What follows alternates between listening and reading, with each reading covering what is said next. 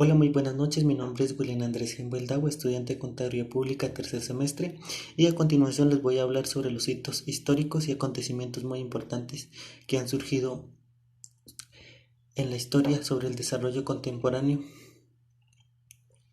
en esta área.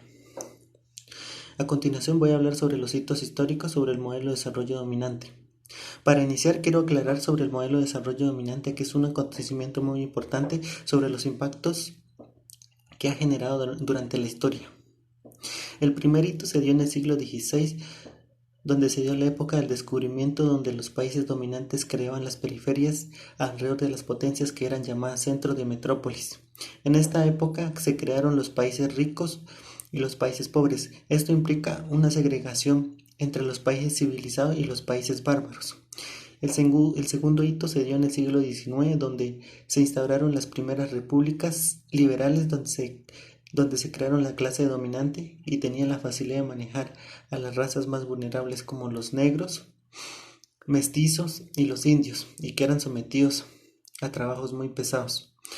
En el año 1533, sobre el Tratado de Tordesillas, fue firmado entre los países de España y Portugal. Este tratado se dividió un nuevo mundo en un paralelo, ya que los países vulnerables tenían las potencias mundiales y todas sus materias primas y recursos naturales la transformaban y se la reenvían a los mismos países vulnerables para que ellos lo compraran a un precio injusto o exagerado.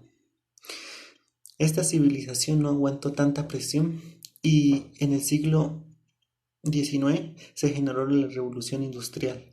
El Tratado de Versalles de este pacto se firmó después de la Primera Guerra Mundial.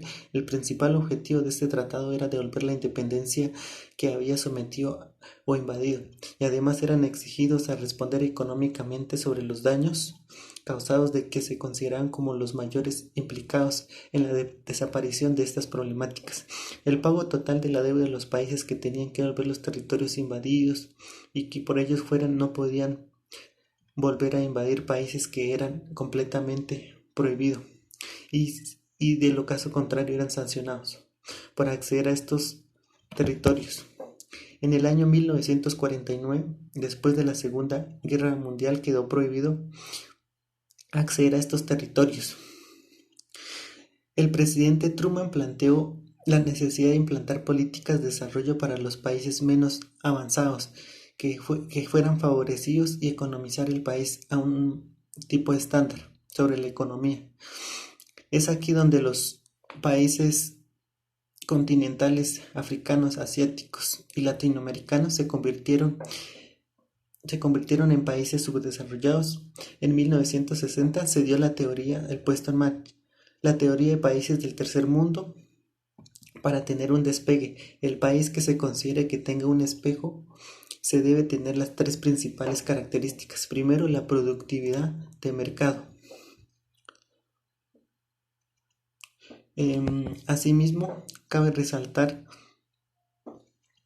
que cuando los países tienen estas tres características en unas etapas se puede decir que lograrían la industrialización acelerada y en el progreso del país. En el año 2003, el Banco Mundial y los toques ilustraron que los países pobres tenían una diferencia de desarrollo, por lo que esta diferencia estaba reflejada en recibir los recursos en un ejemplo de tema de salud, ya que todo se compraba, todo se vendía y se superan los bienes públicos. Y a continuación voy a hacer una reflexión sobre este trabajo que estamos desarrollando, y podemos conocer que al pasar de estos acontecimientos mencionados podemos decir que en cierta medida hemos evolucionado en cuanto a tecnología, en cuanto a los métodos de aprendizaje, a todos los sistemas de salud y todos los derechos que como personas estamos conscientes de lo que tenemos en nuestro país. Y nada, agradecer.